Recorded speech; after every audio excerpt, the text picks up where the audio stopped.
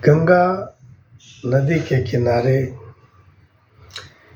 एक झोपड़ी में ज्ञानदेव नाम के एक साधु रहते थे।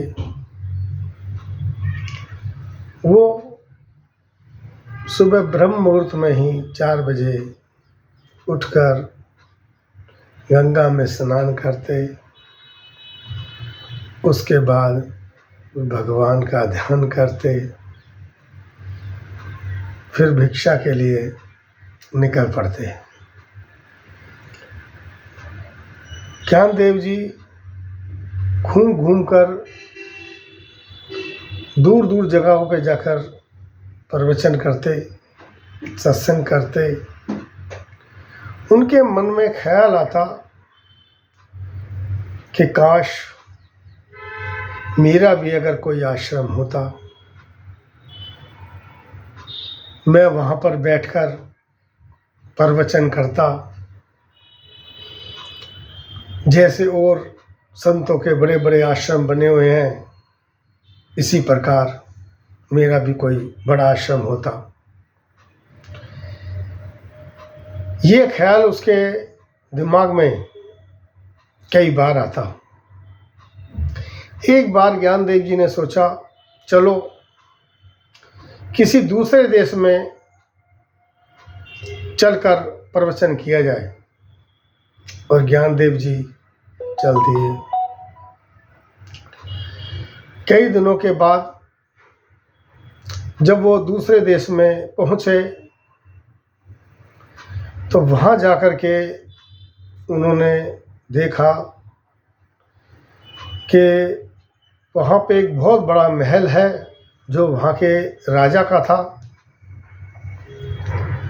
और वहाँ पर सुबह सुबह जो महल के बाहर मंदिर है, वहाँ पे बहुत लंबी लोगों की एक लाइन लगी हुई है। ज्ञानदेव जी वहाँ पहुँचे और पूछा लोगों से कि आप लोगों ने इतनी लंबी लाइन क्यों लगा रखी है। लोगों ने कहा, आप इस शहर में नए हैं, आपको मालूम नहीं है कि यहाँ के राजा सुबह सुबह ब्रह्म मुहूर्त में मंदिर में पूजा करते हैं और उसके बाद जितने भी लोग यहाँ आते हैं उनको वो दान देते हैं। जो भी उनसे कुछ मांगता है राजा उसकी इच्छा पूरी करते हैं। हमारे राजा बहुत दयालु हैं, बहुत धार्मिक हैं। जब ज्ञानदेव ने सुना राजा के बारे में तो वो भी लाइन में लग गया।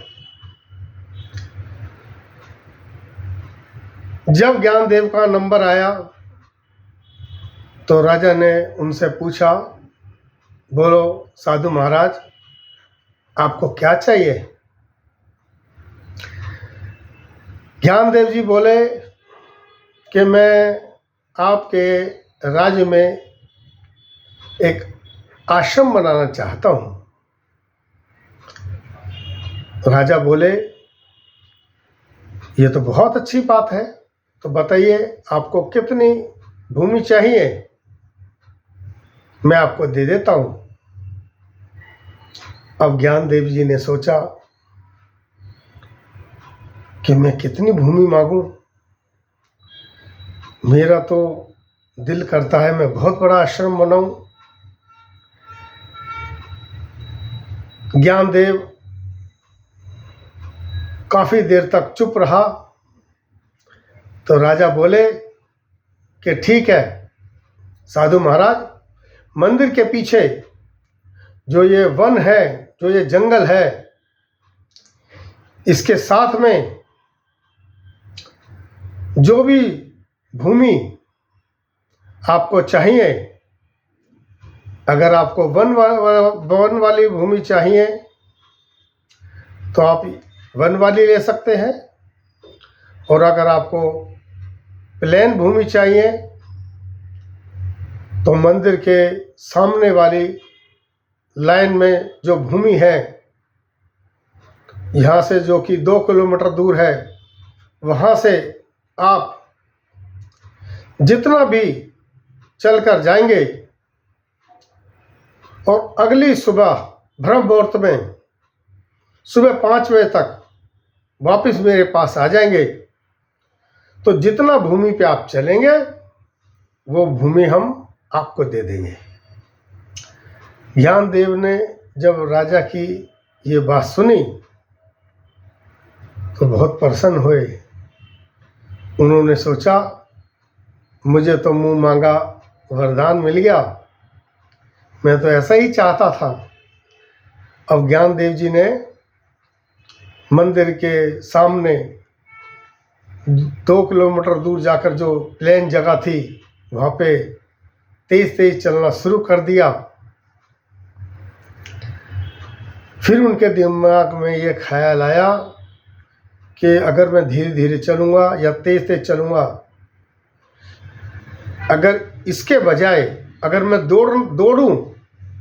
दौड़ना शुरू कर दूं तो अधिक भूमि पे चल सकूँगा, अधिक भूमि ले सकूँगा। जब उसके दिमाग में ये ख्याल आया तो ज्ञानदेव ने दौड़ना शुरू कर दिया और ज्ञानदेव आधी रात तक दौड़ता रहा। फिर उसके दिमाग में ये ख्याल आया कि सुबह 5 बजे तक तुझे राजा के पास वापस पहुंचना है। तो ज्ञानदेव जी वापस मुड़े और मंदिर की तरफ बहुत तेजी से दौड़ने लगे। उन्होंने अपनी पूरी शक्ति लगा दी दौड़ने के लिए, लेकिन ज्ञानदेव जी बहुत बुरी तरह थक चुके थे, मगर उन्होंने दौड़ना बंद नहीं किया। दौड़ते गए। आखिरकार को वो सुबह ब्रह्म मुहूर्त में 5 बजे से पहले ही राजा के सामने मंदिर पे खड़े थे। राजा ने मुस्कुरा कर कहा, साधु महाराज, जितनी भूमि पे आपके चरण पड़े हैं, जितनी भूमि आपने नापी है अपने पाँव के द्वारा, वो सब भूमि हम आपको देते हैं। ज्ञानदेव ने सुना और उसी वक्त वो जमीन पे गिर पड़े। राजा दौड़ते हुए उनके पास आए, बोले, साधु महाराज क्या हुआ? साधु महाराज ने कहा, राजन, मेरे दिमाग में लालच ने मुझे ऐसा घेरा कि आज मैं उसी लालच की वजह से दम तोड़ रहा हूँ। मैं आया था इस इच्छा से कि आपसे भूमि का छोटा सा टुकड़ा मांगूं, उस पे अपना एक छोटा सा आश्रम बनाऊं और लोगों को उपदेश दूं, लोगों के साथ ईश्वर का सत्संग करूं। मगर लालच ने, मोह ने, लोभ ने, जमीन के लालच ने मेरे दिमाग को जड़ कर दिया, मेरे सोचने समझने की शक्ति ख़त्म कर दी। इस लालच ने मुझे कहीं का नहीं छोड़ा और आज मैं भूमि पे पड़ा हूँ। इस लालच की वजह से आज मैं दम तोड़ रहा हूँ। तो राजन, जो भाग्य में लिखा होता है इंसान को वही मिलता है। इंसान अपने कर्म से बड़ा बनता है। जब कर्म और भाग्य दोनों साथ देते हैं, जब ही ईश्वर की हमें प्राप्ति होती है, ईश्वर का हमें आशीर्वाद मिलता है। इसीलिए मैंने ये सबक सीखा है राजन कि लालच बुरी बला है।